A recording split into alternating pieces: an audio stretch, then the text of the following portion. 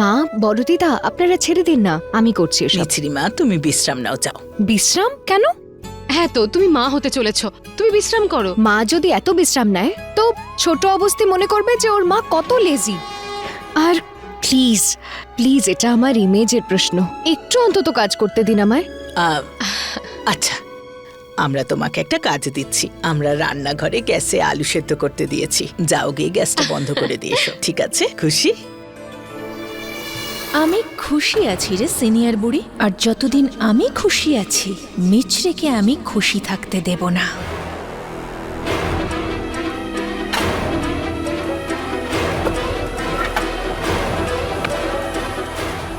এবার এই idiot number 1 gas বন্ধ করতে যাবে, আর হবে সারপ্রাইজ।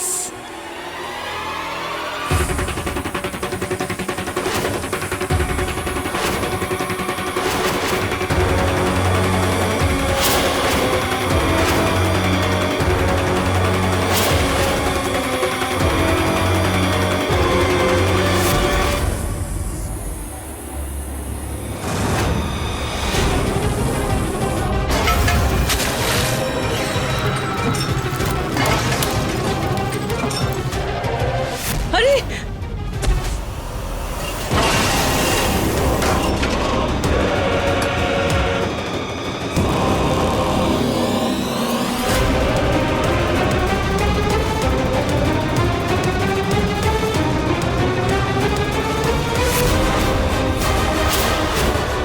মিছরি মা! আরে কি হলো? আরে তোমরা দুজন ঠিক আছো তো? হ্যাঁ হ্যাঁ, আমি তো একদম ঠিক আছে, কিন্তু দিদি ঠিক নেই, আঘাত ওর লেগেছে। আরে মিছরি, আমি বারণ করেছিলাম না তোমাকে? বললাম না তুমি কোনো কাজ করবে না, কিন্তু ও আমার কোনো কথাই শোনে না। চলো বিশ্রাম করবে, চলো।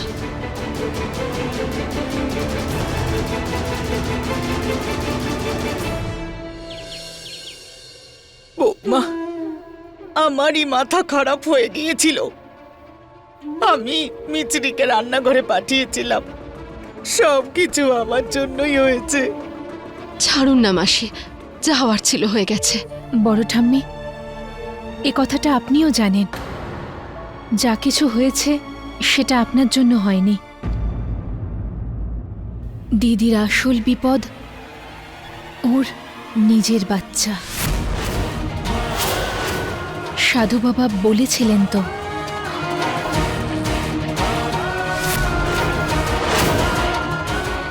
বড় ঠাম্মি দেখুন, আমরা সবাই জানি যে সাধু বাবার ভবিষ্যৎবাণী, ওনার বলা সমস্ত কথা সত্যি হয়ে যাচ্ছে।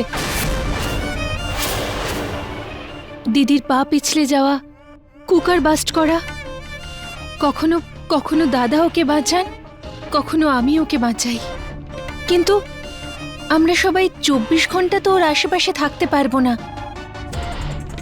হে দেবী মা, আমাদের সেটা। হে মা দুর্গা, এই কথাটা তো আমি নিজে মুখে বলতেও পারছি না, কিভাবে বলবো যে, কিন্তু আর কোনো উপায়ও তো নেই। আমরা আর কি করতে পারি?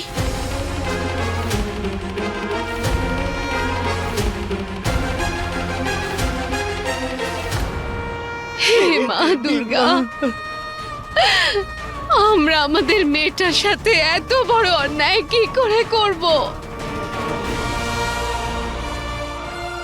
সবকিছু জানা সত্ত্বেও নিজের মেয়েকে না বাঁচানো, এটাও তো পাপ, তাই না?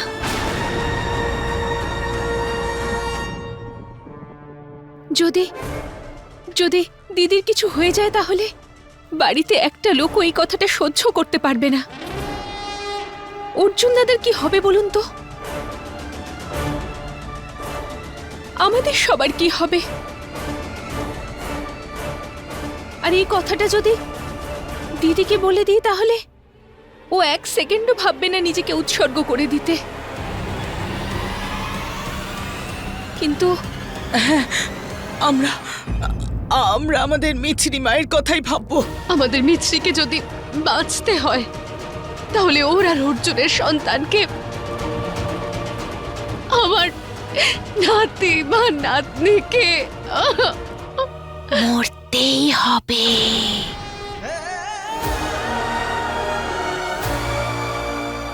এবার দেখ, কল্পনা আর সিনিয়র বুড়ির কাঁধে বন্দুক রেখে এমন গুলি চালাবো যে গুলি সোজা ওই বেচারা বাচ্চাটার গায়ে বলতেও পারছি না আমি।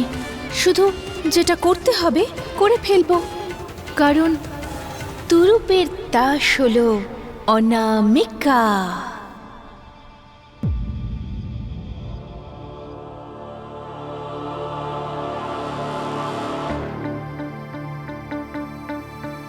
বাবা,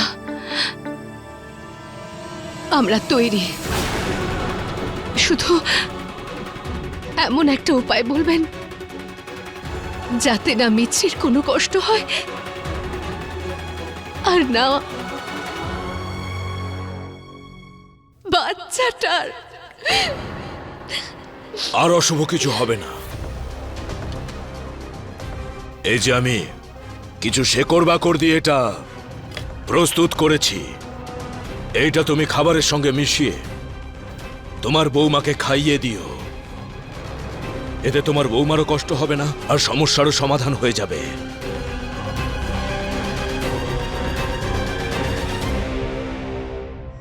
দেরি করো না একদম, না হলে। থাক থাক সাধু বাবা, আসলে হয়েছে কি, দিদির যদি কিছু হয়ে যায় এটা ভাবলেই এই বাড়ির ভিত নড়ে যায়।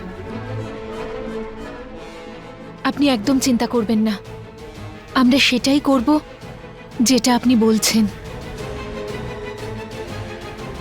চলুন, আমি আপনাকে বাইরে ছেড়ে আসছি।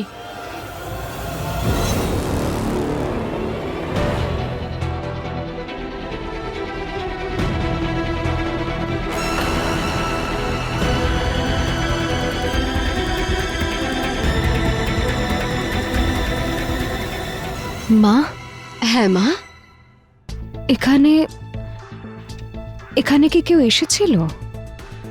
আমার যেন মনে হলো যে কেউ কেউ অচেনা একজন। না মা, কে কে থাকবে? তুমি আছো, আমি আছি, আর ও আছে। না মা, আমরাই ছিলাম। সব সময় মনে রেখো, আমরা দুজন সব সময় তোমার সঙ্গে আছি। শোনা মে, বিশ্রাম করো তুমি, ঠিক আছে?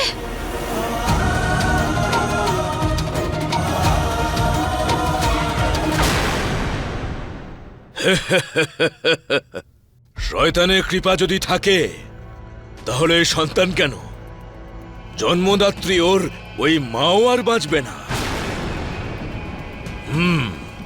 ওয়াও, দারুণ ব্যাপার। এটা তো আমি বহু বছর ধরে চাই, আর আজ তো আমি এ ব্যাপারে কিছু ভাবিও নি। তা সত্ত্বেও মনে হচ্ছে ভগবান আমার উপর সদয়। মানে বাচ্চাটার প্রাণের সঙ্গে সঙ্গে মিছরিরও প্রাণ চলে যাবে। মা, বড় দিদা, আপনাদের চিন্তিত দেখাচ্ছে। না তো, না মা, সেরকম কিচ্ছু নয়। আপনাদের চিন্তিত দেখাচ্ছে। দেখুন, আমাদের ওকে তাড়াতাড়ি দিতে হবে। আমরা যদি তাড়াতাড়ি না দিই তাহলে তাহলে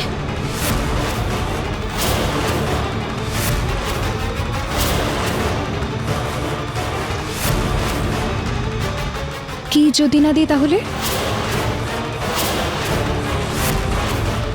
তুই আমাকে কি দিতে চাইছিস অনামিকা? দিদি, ওষুধ ওষুধ তোমাকে স্যুপে ওষুধ মিশিয়ে দেওয়ার কথা বলা হচ্ছিল। স্যুপ? আচ্ছা, স্যুপ তো আমিই বানাতে পারবো। আরে না আরে না, না, না। কোথাও যাওয়ার দরকার নেই, আমরা বানিয়ে দেবো তো। তুমি বিশ্রাম করো বিশ্রাম। এখন। শো শো শো, বিশ্রাম নাও। মা, চলুন। হ্যাঁ,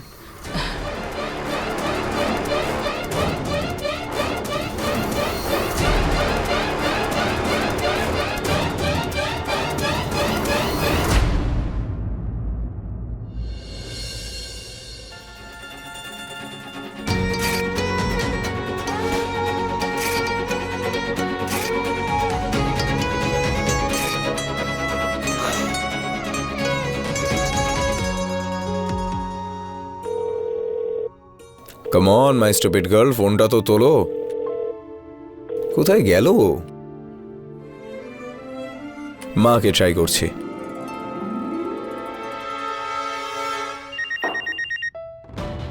আরে অর্জুন ফোন করছে। হ্যাঁ অর্জুন বাবা। হ্যাঁ মা, মিছরি কোথায়? ও ফোন তুলছে না ওর। কি? ও ফোন তুলছে না? কেন? আরে দিদির ফোনটা আমার কাছে আছে, এক মিনিট। ও বিশ্রাম নিচ্ছে, আমি ভাবলাম বিরক্ত হবে সেই জন্য। হ্যাঁ ঠিক আছে। হ্যালো। হ্যাঁ বাবা, আসলে খুব কষ্ট করে ওকে ঘুম পাড়িয়েছিলাম, এখন হয়তো বিশ্রাম করছে, সেই জন্য হয়তো ফোনটা তুলছে না। তুই টেনশন করিস না, আমি কিছুক্ষণ পরেই কথা বলিয়ে দিচ্ছি তোর সাথে। ওকে, থ্যাংক ইউ বাই মা। অর্জুন, নিজের খেয়াল রাখিস। বিকাশ, হ্যাঁ বলুন। বিকাশ আজ কি কোনো আর কেসেস রয়েছে? No sir. ওকে থ্যাঙ্কস, তাহলে আমি বাড়ি যাই। Okay, thank you sir. By.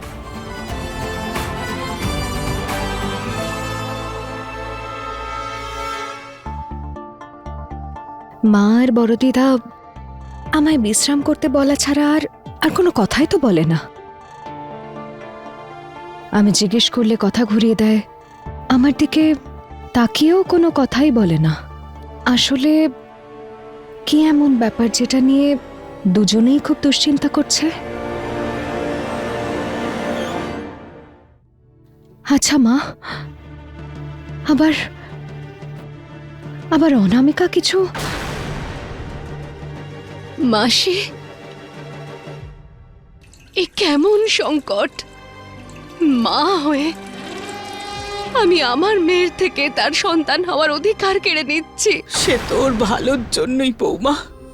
পাপ করছে মাসি, আমরা নিজের হাতে এ বংশের বংশধরকে শেষ করে ফেলছি। যদি মিছরি মাকে বাঁচাতে হয় তাহলে এটা তো করতেই হবে।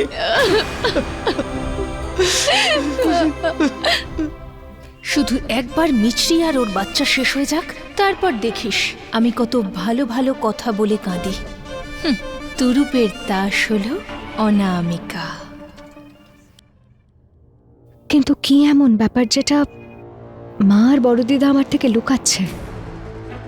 ওরা এত দুশ্চিন্তা করছে কেন? কি মনে হয় ছোট অবস্থি? ঠিক বলেছিস, ওদেরকে বরঞ্চ জিজ্ঞেস করিনি। কেমন মেয়ে তুমি! এই বিপদের সময় তোমার হাসি পাচ্ছে। বড় ঠাম্মি, না, আমি তো ভেতরে ভেতরে কাঁদছিলাম। শুধু দিদির সঙ্গে ছোটবেলায় যে সময়গুলো কাটিয়েছি সেটা মনে পড়েছিল, তাই মুখে হাসি চলে এসেছিল। কিন্তু এই স্মাইল আর কোনোদিন আসবে না, না আমার নিজের মুখে, না আমার দিদির মুখে। এসব যা হচ্ছে, তারপরে দিদি সত্যিই খুব কষ্ট পাবে, তাই না? কিন্তু আমরা তো কিছু করতেও পারবো না। আমি এরকম বিপদের সময় আপনাদের পাশে আছি। এই নিন। বড় ঠাম্মি, দিদির জন্য আর এই পরিবারের ভবিষ্যতের জন্য এটাই ঠিক হবে।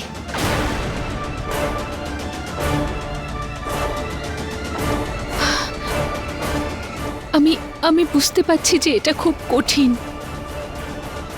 কিন্তু নিজেদের বুকে পাথর রেখে মিছরি দিদির জন্য এই কাজটা তো আপনাদের করতেই হবে।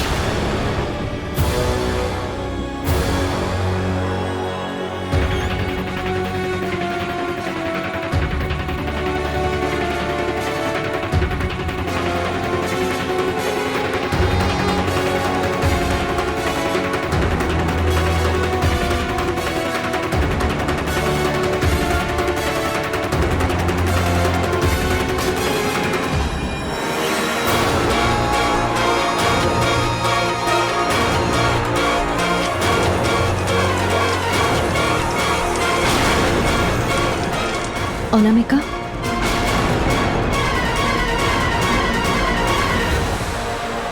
মা আর বড় দিদার সঙ্গে আমার কিছু কথা আছে। এবার এই চোখের জলে দেবী এসে কল্পনা সিনিয়র বুড়িকে যেন সেন্টিমেন্টাল না করে দেয়। এবার এই দুজনে যদি মিছরিকে স্যুপটা না দেয় তাহলে অনামিকা, তুই কি একটু বাইরে যেতে পারবি প্লিজ?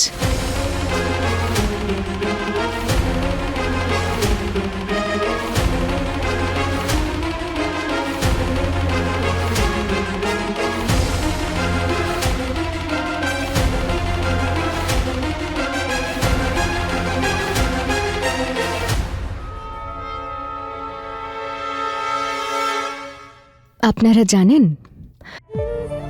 যখন আপনারা আমায় নিয়ে চিন্তা করতেন, মা যখন আপনি আমায় বকুনি দিয়ে বলতেন যে সাবধানে হাঁট, ঠিক করে খা, ঠিক করে ঘুমো, আমি হাসতাম। আমি ভাবতাম যে আপনি হয়তো এখনো আমাকে ছোট বাচ্চাই মনে করেন, কিন্তু আমি ভুল ছিলাম। এখন যখন আমি নিজে মা হতে চলেছি, তখন বুঝতে পারছি এটা দুশ্চিন্তা নয়, এটা জলজ্যান্ত ভয়। নিজের সন্তানের যদি একটা সামান্য আঁচড় লাগার কথাও মনে হয়, তাহলে মায়ের মন চুরমার হয়ে যায়।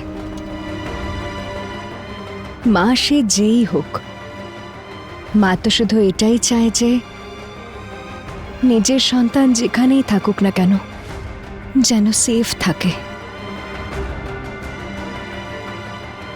সব সময় প্রতিটা নিঃশ্বাসে ভয়ের সঙ্গে বেঁচে থাকাই হলো মা।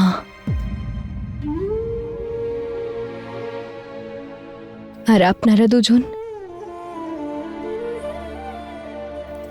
দুজন আমার জন্য সবকিছু।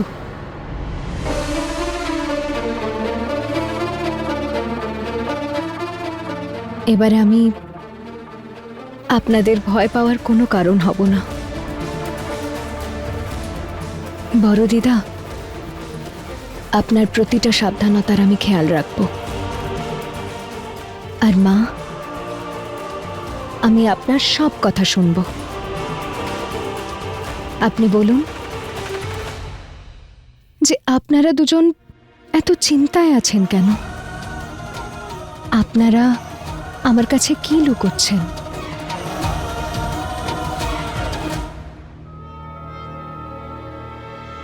খুন, আপনারা শুধু সেই দুশ্চিন্তার নামটা বলুন, আর সেই দুশ্চিন্তাকে সম্পূর্ণভাবে শেষ করে দিতে মিছরি মাইন্ড করবে না।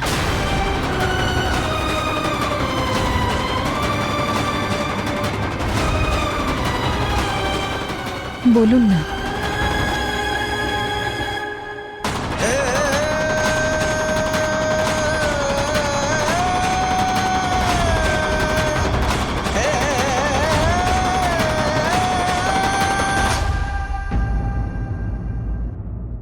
কিচ্ছু না মা, আসলে কি বলো তো, তোমার শরীরটা নিয়ে আমরা সবাই একটু চিন্তায় আছি। সত্যি আর কিচ্ছু হয়নি আমাদের। আমার সোনা মিছরি মা। মা, দেখো, তুমি খুব ভালো করেই জানো যে তোমায় রক্ষা করার জন্য আমরা সমস্ত সীমা অতিক্রম করতে পারি।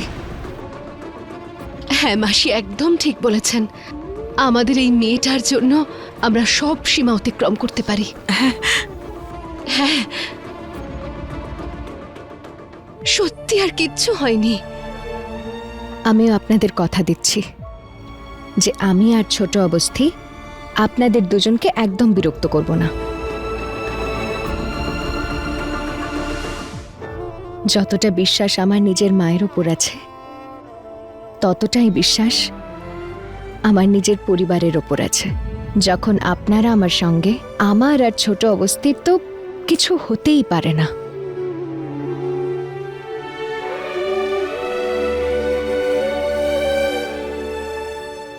আচ্ছা, অদ্ভুত গন্ধটা কোথা থেকে আসছে?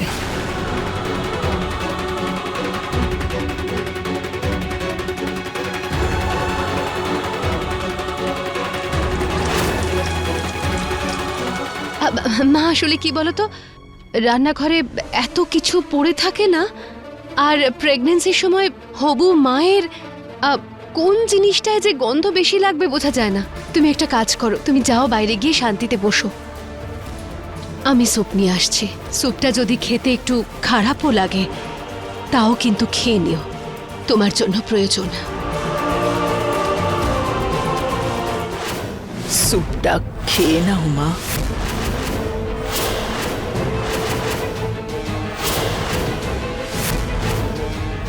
মিশ্রি, তাড়াতাড়ি স্যুপ খা আর মরে যা।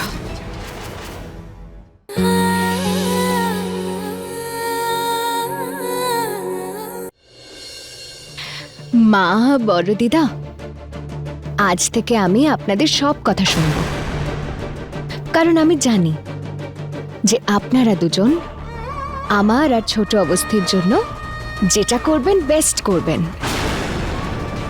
আর এমনিতেও আপনারা দুজন যদি আমায় বিষও খাইয়ে দেন তো সেটাও আমার জন্য অমৃতর সমান।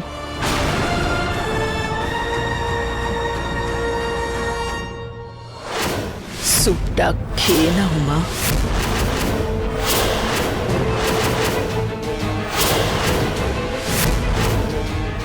মিশ্রি, তাড়াতাড়ি স্যুপ খা আর মরে যা।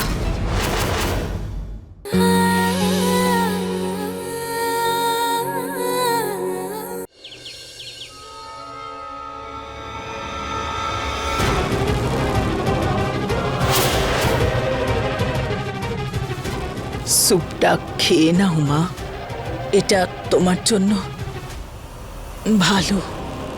হ্যাঁ বড় দিদা।